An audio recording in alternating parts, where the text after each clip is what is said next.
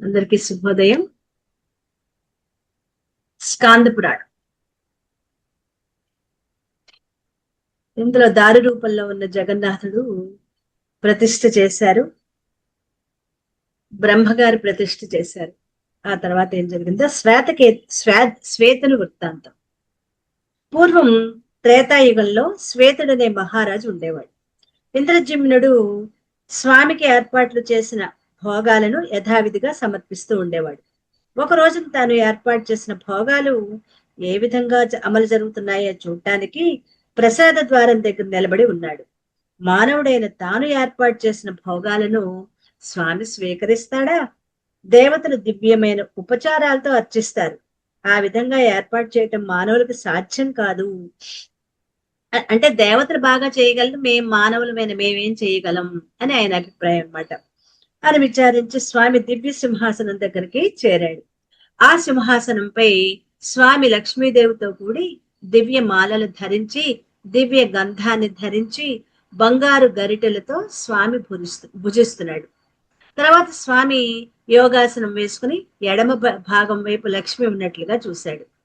ఆ విధంగా స్వామిని చూడగానే ఆశ్చర్యపడి, స్వామి, దుర్లభమైన నీ దయ నా యందు కలిగింది.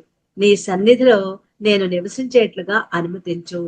నేను జీవించి ఉన్నంత వరకు నా రాజ్యంలో ఎవ్వరూ అకాల మరణం పొందకుండా చూడు. సాధారణ మరణం పొందేవారు మోక్షాన్ని పొందేటట్లుగా అనుగ్రహించు అని శ్వేతుడు ప్రార్థించాడు. అతడు త్రేతాయుగం నాటి కథ అన్నమాట ఇది. శ్వేత, నీ కోరిక తప్పకుండా తీరుతుంది. నీవు నా దక్షిణ భాగంలో నిలిచి ఉంటావు. 1000 సంవత్సరాలు రాజ్యాన్ని పరిపాలిస్తావు. నా ప్రసాదాన్ని స్వీకరించటం వల్ల నీ పాపాలన్నీ తొలగిపోతాయి. స్వచ్ఛమైన అంతఃకరణ కలిగిన వాడివి అవుతావు. నీవు నా సాయుధ్యాన్ని తప్పకుండా పొందుతావు. ఇక్కడికి దగ్గరలో ఉన్న వటవృక్షం దగ్గర ముక్తి స్థానం ఉంది. అక్కడ నా మొదటి అవతారమైన మత్స్యావతార విగ్రహానికి ఎదురుగా స్ఫటికంతో తయారు చేయబడిన శ్వేతమాధవుడు అనే పేరుతో నీవు అవతరిస్తావు అని అనుగ్రహిస్తాడు. అక్కడ మరణించిన వాళ్ళకి పాపాలన్నీ నశించిపోతాయి. దేవతలు కూడా అక్కడే మరణించాలని కోరుకుంటారు. నీ విగ్రహానికి ఉత్తర దిక్కున ఒక సరస్సు ఉంటుంది. అంటే విగ్రహం ఏర్పాటైన తర్వాత అక్కడ స్నానం చేసి మరణించినతో ముక్తి పొందుతారు. నా ప్రసాదాన్ని స్వీకరించిన వాళ్ళకి అపమృత్యం కలగదు అని స్వామి శ్వేతునికి వరాన్ని ప్రసాదించి అంతర్ధానమయ్యాడు. పూర్వం మధ్యదేశానికి చెందిన శాండిల్యుడు అనే బ్రాహ్మణుడు ఉండేవాడు. అతడు శిష్టాచారంతో పవిత్రుడై, శాస్త్రార్థములు యందు జ్ఞానం కలవాడై, శాంతుడై, ఇంద్రియ నిగ్రహం కలవాడై ప్రవర్తిస్తూ ఉంటున్నాడు. అతడు తీర్థయాత్రలు చేస్తూ పురుషోత్తమ క్షేత్రానికి వచ్చాడు. అక్కడ 3 రోజులు ఉండి జగన్నాథుణ్ణి అర్చించాడు. గృహస్థులు యజ్ఞశేషాన్ని మాత్రమే గ్రహించాలి. ఇతరులు వండింది తినకూడదు. ఇప్పటి వరకు అలా చేసుకున్నాడు అనమాట. యజ్ఞశేషాన్ని తప్ప ఇతరులు వండింది తినకూడదు అనే అభిప్రాయంతో, ఆ భావంతో స్వామి ప్రసాదాన్ని స్వీకరించలేదు. శాండిల్తో పాటు అతని బంధువులు, శిష్యులు కూడా ప్రసాదాన్ని, మరి గురువు గారు తీసుకోకపోతే, పెద్ద ఆయన తీసుకోకపోతే మేం తినకూడదు కదా అని అందరూ నిరాకరించారు. కొద్ది కాలం తర్వాత శాండిల్యుడు, తన బంధువులు అందరూ మూగవాళ్ళైపోయారు. అందరికీ ఒకే విధమైన వ్యాధి ఎలా వచ్చింది అని విచారించి శాండిల్యుడు స్వామిని ధ్యానించాడు. అతని భక్తికి మెచ్చుకుని స్వామి ప్రత్యక్షమయ్యాడు. దేవదేవ, నేను నీ భక్తుణ్ణు. అనేక జన్మల నుంచి చేసిన పాపాన్ని పోగొట్టుకోవటానికి నేను ఇక్కడికి వచ్చాను. నీ దర్శనం వల్ల ఆ పాపాలన్నీ నశించిపోయాయి. తెలియక నేను చేసిన అపరాధాలను క్షమించు. నేలపై నడిచేవాడికి ఆ నేల ఆధారమైనట్లుగా నీవే నాకు ఆధారం. అందువల్ల నీవే నన్ను రక్షించాలి. నేను చేసిన అపరాధాన్ని క్షమించు అని ప్రార్థించాడు. ఆ సమయంలో స్వామి లక్ష్మీదేవి సగం తిని ఇచ్చిన పాయసాన్ని స్వీకరిస్తున్న దృశ్యం గోచరమైంది. ఆ దృశ్యాన్ని చూడగానే శాండిల్యునికి జ్ఞానోదయమైంది. తాను చేసిన తప్పు తెలుసుకున్నాడు. స్వామి తాను తినగా మిగిలిన పాయసాన్ని ఎంగిలి చేత్తో శాండిల్యు మీదికి విసిరాడు. శాండిల్యుడు ఆ ప్రసాదాన్ని చాలా ప్రేమగా, భక్తిగా స్వీకరించి మిగిలిన దాన్ని తన కుటుంబ సభ్యులకు తీసుకువెళ్ళాడు. వాళ్ళందరూ ప్రసాదం స్వీకరించగానే వాళ్ళకి మూగతనం పోయింది. అంటే ప్రసాద నిరాకరణ. ఇది మనం సత్యనారాయణ స్వామి వ్రత కథలో వింటూ ఉంటాం, ప్రసాదాన్ని నిరాకరిస్తే ఏమవుతుంది అన్నది. ఇంద్రజమ్నుడు బ్రహ్మలోకానికి చేరటం. బ్రహ్మ ఆదేశించినట్లుగా వ్రతాలు చేస్తూ ఒక రోజున గాలవ మహారాజును పిలిచాడు ఇంద్రజమ్నుడు. రాజా, నీవనేక ధర్మాలు చేసావు, ధర్మనిష్ట కలవాడివి, స్వామి యందు భక్తిభావం కలవాడు. ఈ చరాచర లోకమంతా స్వామికి శిష్య రూపంలో ఉంది. దీనులను రక్షించడానికే స్వామి ఇక్కడ అవతరించాడు. కాబట్టి భక్తి శ్రద్ధలతో స్వామిని అర్చించు. ఇవి కేవలం కర్ర విగ్రహాలు, దారువుతో చేసిన విగ్రహాలని మాత్రం అనుకోకు. స్వామిని పూజించినచో తాపత్రయ దుఃఖాలన్నీ తీరతాయి. రాజులు సాధారణంగా పూర్వం పరిపాలించిన రాజుల మార్గాన్నే అనుసరిస్తూ ఉంటారు. అదేవిధంగా నువ్వు కూడా నరసింహస్వామిని అర్చించు, స్వామిని 3 సంధ్యల్లోనూ అర్చించు అని గాలవరాజుకు చెప్తాడు ఇంద్రజమ్నుడు. శ్వేతుడు, గాలవుడు ఇంద్రజమ్ముని ఆజ్ఞను అంగీకరించారు. ఇంద్రజమ్నుడు నారదుడితో కలిసి బ్రహ్మలోకానికి చేరుకున్నాడు. సూతుడా, కొద్దిగా ప్రయత్నించినప్పటికీ ఎక్కడ మోక్షం లభిస్తుంది? బద్రికా తీర్థ మహత్యం గురించి అడుగుతున్నారనమాట. తీర్థాలలో గొప్ప తీర్థం ఏది? క్షేత్రాలలో గొప్ప తీర్థం ఏది? ఋషులు ఎక్కడ ఉంటారు? మంత్రసిద్ధి ఎక్కడ లభిస్తుంది అని సౌనకుడు సూతుణ్ణి అడిగాడు. సౌనక, నువ్వు అడిగిన ప్రశ్నలు కుమారస్వామి శివుణ్ణి అడిగాడు.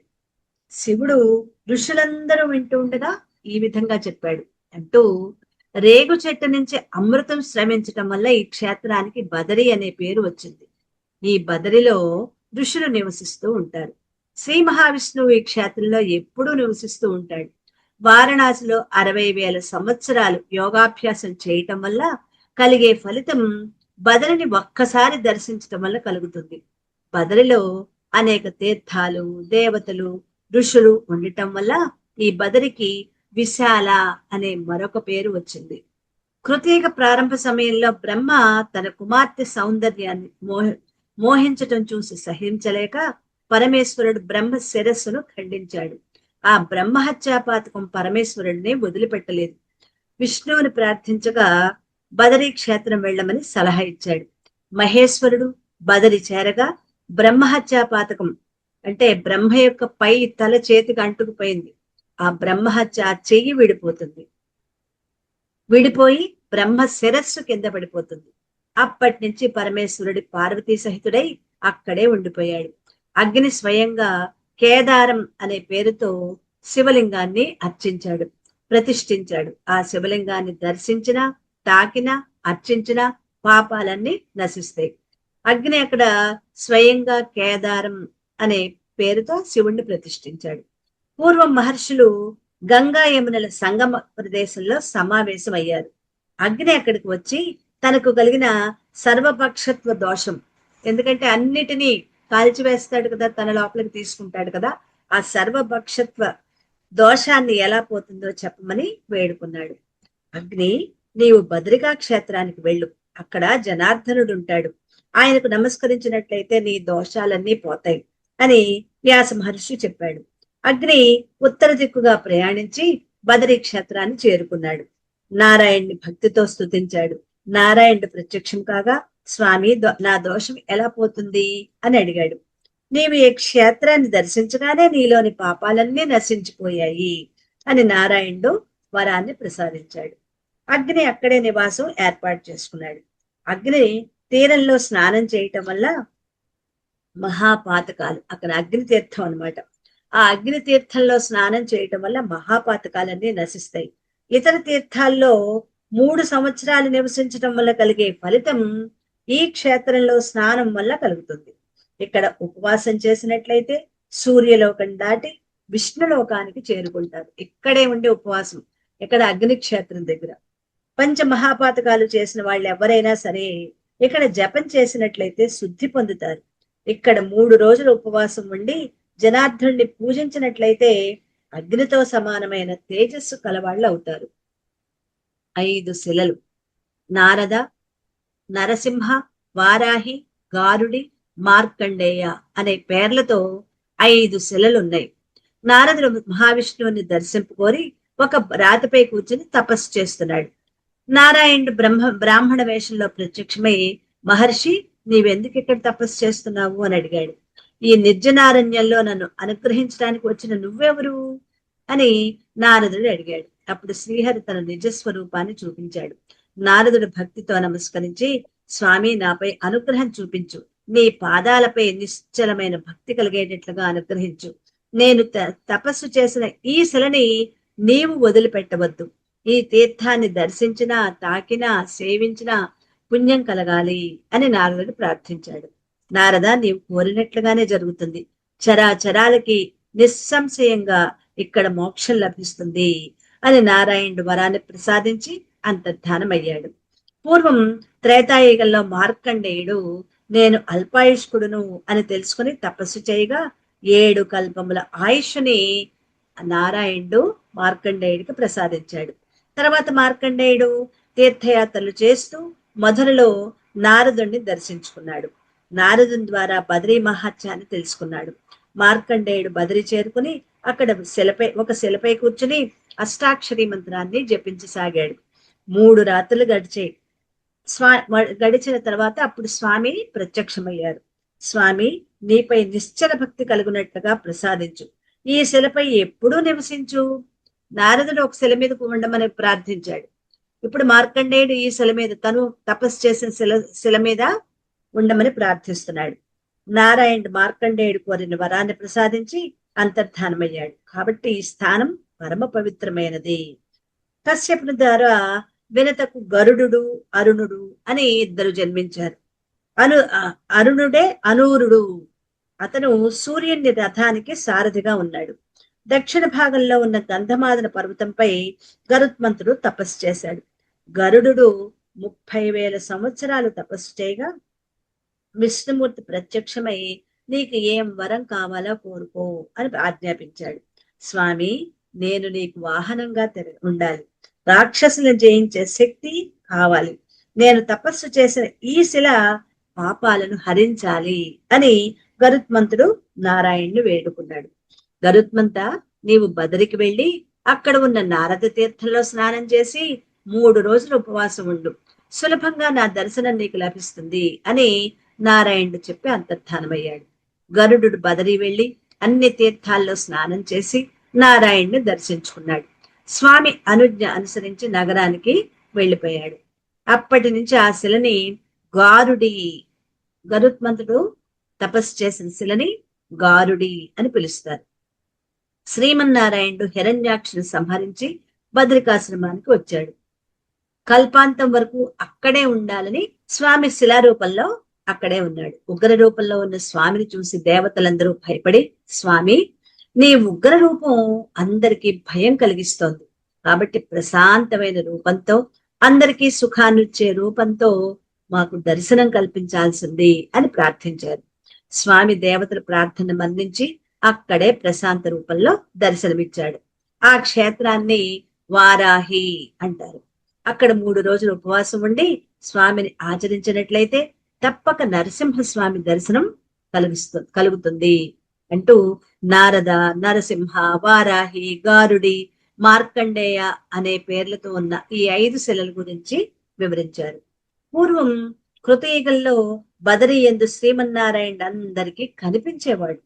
త్రేతాయుగంలో, ఎప్పుడు కృతయుగంలో అందరికీ కనిపించేవాడు. త్రేతాయుగంలో ఋషులకు మాత్రమే శ్రీ మహావిష్ణువు కనిపించేవాడు. మరి ద్వాపరయుగం వచ్చేప్పటికి ధ్యాననిష్ఠులైన వాళ్ళకి మాత్రమే కనిపించేవాడు. ద్వాపరయుగంలో దేవతలకి, ఋషులకి స్వామి దర్శనం లభించటం లేదు. వారందరూ ఆశ్చర్యపోయి బ్రహ్మ దగ్గరికి వెళ్లి బదరిలో ఉన్న స్వామి దర్శనం లభించలేదని బ్రహ్మగారితో విన్నవించుకున్నారు. ద్వాపరయుగంలో స్వామి బదరీ నుండి అదృశ్యమవటానికి కారణం ఏమిటా అని బ్రహ్మ ఆలోచించి కారణం తెలియరాక దేవతలను తీసుకుని విష్ణులోకానికి వెళ్ళాడు. అక్కడ కూడా స్వామి అందరికీ కనపడలేదు. బ్రహ్మకు మాత్రమే దర్శనమిచ్చాడు. స్వామి దర్శనం చేతే బ్రహ్మకు సందేహాలన్నీ తొలగిపోయేవి. దేవతలారా, ఈ భూలోకంలో చెడు బుద్ధి కలవాళ్ళు అధికంగా ఉండటం చేత స్వామి బదరి నుంచి, అంటే అప్పటికే చెడ్డ బుద్ధి ఉన్న వాళ్ళు ఎక్కువైపోయారు, అంతర్ధానమయ్యారు.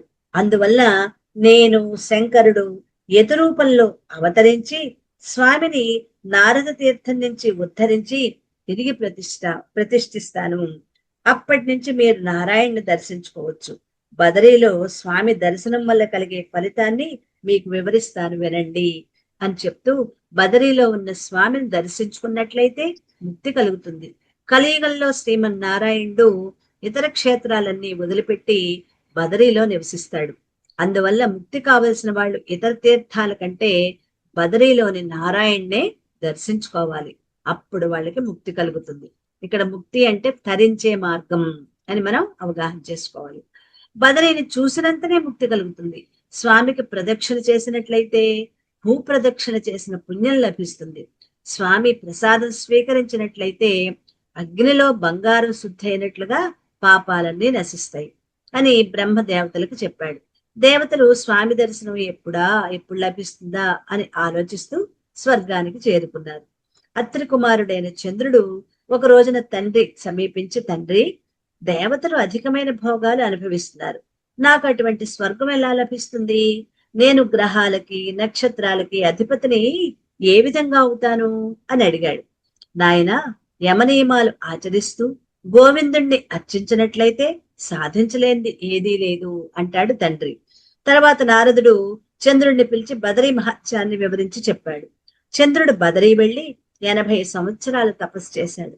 శ్రీ మహావిష్ణువు ప్రత్యక్షమై వరాన్ని కోరుకోమన్నాడు. ప్రభు, నేను తారకాధిపతిని, బ్రాహ్మణాధిపతిని అయ్యేటట్లుగా నాకు వరాన్ని ప్రసాదించు అని వేడుకున్నాడు. చంద్ర, ఇటువంటి కోరిక దుర్లభమైంది, వేరే కోరిక కోరుకో అని చెప్పి అంతర్ధానమయ్యాడు స్వామి. చంద్రుడు తాను పట్టిన పట్టు విడవకుండా మళ్ళీ 30 సంవత్సరాలు తపస్సు చేస్తే నారాయణుడు ప్రత్యక్షమై నీ కోరిక తీర్చదగంది కాదు అని చెప్పి అంతర్ధానమయ్యాడు. మళ్ళీ చంద్రుడు 40 సంవత్సరాలు తపస్సు చేశాడు. శ్రీమన్నారాయణుడు ప్రత్యక్షమై నీ కోరిక తీర్చదగంది కాకపోయినా అనుగ్రహిస్తున్నాను అని ఆ వరాన్నిచ్చి అంతర్ధానమవుతాడు. ఈ వార్త విని దేవతలందరూ అక్కడికి వచ్చి చంద్రుడికి పట్టాభిషేకం చేశారు. చంద్రుడు తిరిగి స్వర్గానికి చేరుకున్నాడు. అప్పటి నుంచి చంద్రుడు చేసిన ఆ కుండాన్ని చంద్రకుండం, దాన్నే సోమకుండం అనే పేరుతో పిలిచారు.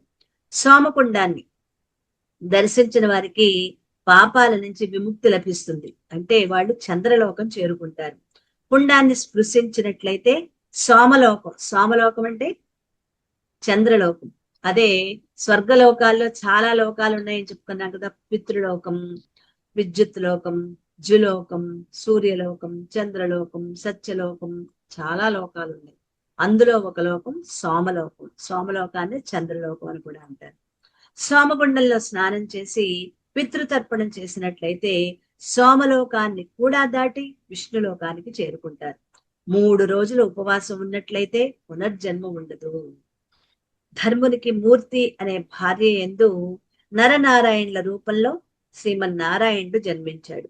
నరనారాయణుడు బదరికాశ్రమంలో తపస్సు చేస్తూ ఉండగా ఇంద్రుడు వారి తపస్సును భగ్నం చేయడానికి మన్మధుణ్ణి పంపించాడు. ఎవరు నరనారాయణులు? ఎవరు? మూర్తి, ధర్ముడు. మూర్తి అనేది భార్య అన్నమాట.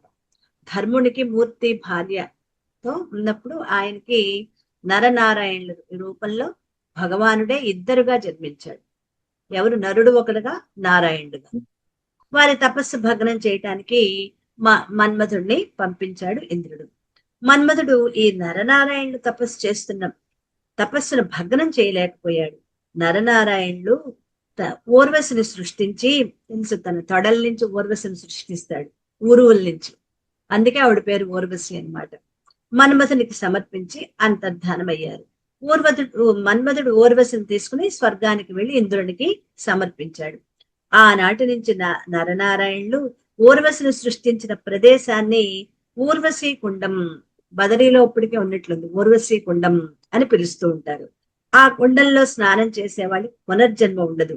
అక్కడ గుహలో ఉన్న స్వామి పాదాలు అర్చించిన వారి పాపాలు అక్కడి వాయువుచే పోగొట్టు పడతాయి. అక్కడ ఉన్న వాయువుతో పాపాలు పోగొట్టు పడతాయి. స్వామికి పుష్పాలు సమర్పించినట్లయితే స్వామి పాదాలు చేరతారు. అక్కడ తపస్సు చేస్తున్న మునులు తమ దృష్టిని స్వామి పాదాలపై ఉంచి తపస్సు చేస్తూ ఉంటారు. స్వామి స్వయంగా వచ్చి అక్కడ మహర్షులని రక్షిస్తాడు. ఒక్కరోజు అక్కడ నివాసం ఉన్నట్లయితే పాపాలన్నీ నశించిపోతాయి. ఇది విష్ణు ఖండం అనే ఖండం పూర్తయింది. ఇప్పుడు చెప్పుకునేది శివఖండం అయింది ముందు భాగంలో, రెండోది విష్ణు ఖండం, మూడవది బ్రహ్మఖండం. ఇప్పుడు అందులోకి వచ్చాం.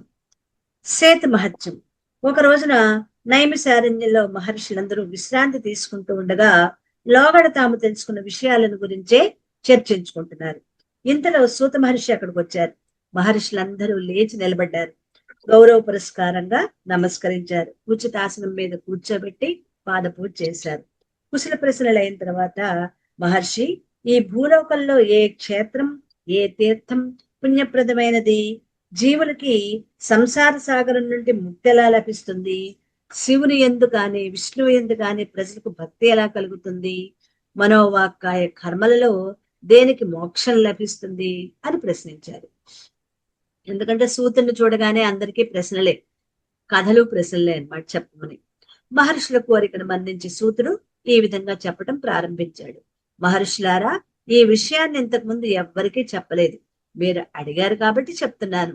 రామసేతు దగ్గరగా ఉన్న రామేశ్వరం శ్రేష్టమైనది. అన్ని తీర్థ ప్రదేశాల కంటే ఆ తీర్థం చాలా చాలా శ్రేష్టమైనది. రామసేతువుని చూడగానే సంసార సాగరం నుండి మోక్షం లభిస్తుంది. హరిహరుల యందు భక్తిభావం, హరి అంటే శ్రీహరి, హరుడు అంటే శివుడు, ఈ హరిహరుల యందు భక్తిభావం కలుగుతుంది. త్రివిధ కర్మలకు సిద్ధి లభిస్తుంది. రాముడు సముద్రంలో సేతువుని ఎందుకు నిర్మించాడో, ఎలా నిర్మించాడో చెప్తాను, శ్రద్ధగా వినండి. తండ్రి ఆజ్ఞతో రాముడు దండకారణ్యంలో నివసిస్తూ ఉండగా సీతను రావణుడు అపహరించాడు. శ్రీరామచంద్రుడు సీతాదేవిని వెతుకుతూ పంపా నదీ తీరానికి చేరుకున్నాడు. అక్కడ హనుమంతుడు రామచంద్రుడిని కలుసుకుని సుగ్రీవుని దగ్గరకు తీసుకువెళ్ళాడు. సుగ్రీవుడు రాముడితో అగ్ని సాక్షిగా వివాహం చేశాడు. వాళ్ళని వధిస్తానని రాముడు ప్రతిజ్ఞ చేశాడు. సీతను వెతికి తీసుకొస్తానని సుగ్రీవుడు చెప్పాడు. ఈ విధంగా ఇద్దరు ఒప్పందం కుదుర్చుకున్న తర్వాత ఋష్యమూక పర్వతం మీద సుగ్రీవుడికి నమ్మకం కలగటానికి రాముడు అక్కడ దుందుబి, చాలా పెద్దదనమాట, అక్కడికి అప్పటికే చనిపోయాడు ఆయన దుందుబి మహర్షి. ఆయన శరీరం అంటే ఇప్పుడు అక్కడ అస్థిపంజరం, ఆయన అస్థిపంజరాన్ని కాలి బొటన వేలుతో అనేక యోజనాల దూరం తన్నాడు. ఎందుకుని? సుగ్రీవుడికి నమ్మకం కలిగించడానికి. అది చాలా బరువైనది. దాన్ని కాలి బొటన వేలుతో చాలా చాలా యోజనాల దూరం తన్నాడు. 7 తాడి చెట్లను ఒకే బాణంతో ఛేదించాడు రాముడు. ఇవన్నీ చూసి సుగ్రీవుడు ఆనందపడి, రామా, నాకు ఇంద్రాదుల వల్ల కూడా భయం లేదు. పరాక్రమంతుడైన నీవు నా స్నేహితుడిగా లభించావు. నేను రావణ్ణి సంహరించి నీ భార్యను నేను తీసుకొస్తాను అని ప్రతిజ్ఞ చేస్తాడు సుగ్రీవుడు. తర్వాత రామలక్ష్మణుడు సుగ్రీవుడు కలిసి కిష్కిందా నగరానికి వెళ్లారు. నగర వాకిటి నిలబడి సుగ్రీవుడు వాళ్ళని యుద్ధానికి పిలిచాడు. వారిద్దరూ ద్వంద్వ యుద్ధం, బాహ్య యుద్ధం ప్రారంభించారు. వాళ్ళని శ్రీరామచంద్రుడు ఒక్క బాణంతో సంహరించాడు. సీతను వెతకటానికి వానరులు బయలుదేరారు. హనుమంతుడు లంకలో సీతాదేవి జాడను తెలుసుకుని చూడామణిని ఆనవాలుగా తీసుకొచ్చి ఇచ్చాడు. సీతాదేవిని తీసుకురావటానికి రామ సుగ్రీవులు, లక్ష్మణుడు, హనుమంతుడు, జాంబువంతుడు, నలుడు మొదలైన వానరులు అభిజిత్ లగ్నంలో బయలుదేరి అనేక దేశాలు దాటి మహేంద్ర పర్వత ప్రాంతానికి చేరుకున్నారు. అక్కడ ఉన్న చక్రతీర్థానికి చేరుకున్నారు. విభీషణుడు చక్రతీర్థానికి చేరుకుని రాముణ్ణి శరణు వేడుకున్నాడు. అంటే లంక నుంచి వచ్చాడు విభీషణుడు. విభీషణ్ణి శ్రీరాముడు రాక్షస రాజ్యానికి రాజుగా అభిషేకించాడు. సుగ్రీవంతో సమానమైన రాక్షసుణ్ణి ఒక మంత్రిగా అభిషేకించాడు. తనతో పాటు తెచ్చుకున్న వాళ్ళు అనమాట. తర్వాత రామచంద్రుడు వానరులను పిలిచి సముద్రాన్ని దాటటానికి తగిన ఉపాయం చెప్పండి అని అడిగాడు. తెప్పలతో సముద్రం దాటుదాము అన్నాడు సుగ్రీవుడు. శ్రీరాముడు సముద్రుణ్ణి శరణు వేడాలి, శ్రీరామ సముద్రుణ్ణి మనం శరణు వేడదాం అంటాడు విభీషణుడు. విభీషణుడు సలహాతో అందరి సలహాలు విన్నాడు. విని రాముడు, వానరులారా, నేను సముద్రుణ్ణి ఉపాసన చేస్తాను. ఆయన శాంతించనిచో నా ఉపాసనలో ఏదైనా సముద్రుడికి కుదరకపోయి ఆయన శాంతి పొందకపోతే అస్త్రాన్ని ప్రయోగిస్తాను అని చెప్తాడు. లక్ష్మణుడు దర్భలతో ఆసనాన్ని తయారు చేశాడు. ఆ ఆసనంపై కూర్చుని 3 రోజులు సముద్రుణ్ణి ఉపాసన చేశాడు. ఎంత ప్రయత్నించినా సముద్రుడు ప్రత్యక్షం కాలేదు. లక్ష్మణ, ధనుర్బాణాలు తీసుకురా అని రాముడు ఆజ్ఞాపించగానే సముద్రుడు భయపడి బ్రాహ్మణుని వేషంలో అక్కడికి వచ్చాడు. ఓ రాఘవ, నీ పాదాలకు నమస్కరిస్తున్నాను. నేను నీ సైన్యం నీవు సముద్రాన్ని నేను నీ సైన్యం సముద్రాన్ని దాటడానికి సహాయం చేస్తాను. నీ వానర సైన్యంలో నలుడు ఉన్నాడు. అతడు విశ్వకర్మ యొక్క కుమారుడు. అతడు నాలో ఏది వేసినా నేను దాన్ని భరిస్తాను. ఆ విధంగా నీవు సేతుని నిర్మించి లంకానగరం చేరి రావణ్ణి సంహరించు అని చెప్పి అంతర్ధానమయ్యాడు. రాముడు నలుడిని పిలిచి సముద్రంలో సేతువును నిర్మించమని ఆజ్ఞాపించాడు. రామచంద్ర, నేను విశ్వకర్మకి ఔరసపుత్రుణ్ణి. నా తండ్రి గారి వరప్రభావం వల్ల నేను సేతువుని నిర్మిస్తాను అని చెప్పి బలవంతులైన వానరులను తీసుకుని అక్కడికి సమీపంలో ఉన్న పర్వతాలు, చెట్లు, గడ్డి అన్నిటినీ ఉపయోగించి సేతు నిర్మాణం 5 రోజుల్లో సేతువుని 5 రోజుల్లో నిర్మించాడు. ఈ రామసేతువును దర్శించుకున్న మానవుల పాపాలన్నీ నశించిపోతాయి. ఇక్కడ స్నానం చేసినట్లయితే శివుడు ఆనందిస్తాడు. ఇక్కడ ప్రధానంగా 24 తీర్థాలున్నాయి. అందులో కొన్ని తీర్థాల గురించి మీకు చెప్తాను అంటాడు సూతుడు. ఈ విధంగా చెప్పడం ప్రారంభించాడు. ధర్మతీర్థం, చక్రతీర్థాల యొక్క వృత్తాంతం. విష్ణు భక్తుడైన గాలవుడనే ముని దక్షిణ సముద్ర తీరంలో హాలాస్య ప్రాంతానికి దగ్గరలో హాలాస్య అనే ప్రాంతానికి దగ్గరలో ఉన్న ఫుల్లా అనే గ్రామానికి సమీపంలో క్షీర సరస్సుకు దగ్గరలో ధర్మ పుష్కరునికి సమీపంలో తపస్సు చేయడం ప్రారంభించాడు. కొన్ని సంవత్సరాలు ఆకులు తింటూ, కొన్ని సంవత్సరాలు నీరు మాత్రమే తాగుతూ, కొన్ని సంవత్సరాలు వాయువును పీలుస్తూ ఇలా 5000 సంవత్సరాలు తపస్సు చేశాడు గాలవుడు. ఒక రోజున శ్రీ మహావిష్ణువు శంఖచక్ర గద ధరించి గాలవుని ఎదుట ప్రత్యక్షమయ్యాడు. ఆయన్ని చూసి నారాయణ్ణి చూసి స్తుతిస్తాడు గాలవుడు. గాలవుని స్తుతికి శ్రీహరి ఆనందించి, గాలవ, నీ భక్తి దృఢంగా ఉండుగాక. నీవు ఈ ఆశ్రమంలోనే ఉండు. ఇది పాపాలను నశింపు చేసే ధర్మ పుష్కరిణి. ఈ తీరంలో నీవు తపస్సు చేస్తూ తపస్సిద్ధిని పొందు అని వరమిస్తాడు. పూర్వం ధర్మం ఇక్కడికి వచ్చి తపస్సు చేసింది. దీని పేరు ఎందుకు వచ్చిందంటే పూర్వకాలంలో ధర్మదేవతే ఇక్కడికి వచ్చి తపస్సు చేసింది. ధర్మం స్నానం చేయటానికి ఒక తీర్థం కూడా ఏర్పాటు చేసుకుంది. ఆ తీర్థాన్నే ధర్మ పుష్కరిణి అని పిలుస్తారు. ధర్మం చాలా కాలం ఇక్కడ తపస్సు చేయగా శివుడు ప్రత్యక్షమయ్యాడు. అప్పట్లో ధర్మం శివుణ్ణి స్తుతించగా ఆనందించిన వాడే ఆయన కోరిక ప్రకారం వాహనంగా ఉండటానికి అంగీకరించాడు. అప్పటి నుంచి ఆ ధర్మం అదే వృషభ రూపంలో, ఆ ధర్మమే వృషభ రూపంలో శివునికి వాహనంగా ఉంది ఇవాళకి. అందువల్ల నీవు కూడా మరణించే వరకు ఇక్కడ తపస్సు చెయ్యి అని చెప్పి విష్ణువు అదృశ్యమయ్యాడు. గాలవుడు నారాయణుడు ఆదేశించినట్లుగా 3 కాలాల్లోనే పరమాత్మను సేవిస్తూ కాలం గడుపుతున్నాడు. ఒక రోజున ఒక రాక్షసుడు గాలవుని సంహరించడానికి వచ్చాడు. దామోదర, జగన్నాథ, దయాసముద్ర, నన్ను రక్షించు అని గాలవుడు గట్టిగా పరమాత్మను పిలుస్తున్నాడు. శ్రీ మహావిష్ణువు రాక్షసునిపైకి తన సుదర్శన చక్రాన్ని పంపాడు. ఆ సుదర్శన చక్రం రాక్షసుని సంహరించి ఖండించి భూమిపై పడింది. భూమిపై పడిన ఆ సుదర్శన చక్రాన్ని గాలవుడు అనేక విధాల స్తుతించాడు. గాలవుని స్తుతికి ఆనందించిన సుదర్శన చక్రం, గాలవ, ఇది పుణ్యకరమైన ధర్మక్షేత్రం. లోక క్షేమం కోసం నేను కూడా ఇక్కడే ఉంటాను. నేను ఇక్కడ ఉండటం వల్ల ఈ తీర్థానికి చక్ర తీర్థం అనే పేరు కూడా వస్తుంది. ఈ తీర్థంలో స్నానం చేసిన వాళ్ళు పరమపదానికి చేరుకుంటారని చెప్పి చూస్తూ ఉండగానే సుదర్శన చక్రం ధర్మతీర్థంలో ప్రవేశించింది. అక్కడ చక్రతీర్థంగా రూపొందింది. ఆలంబన విధూమల వృత్తాంతం మనం రేపు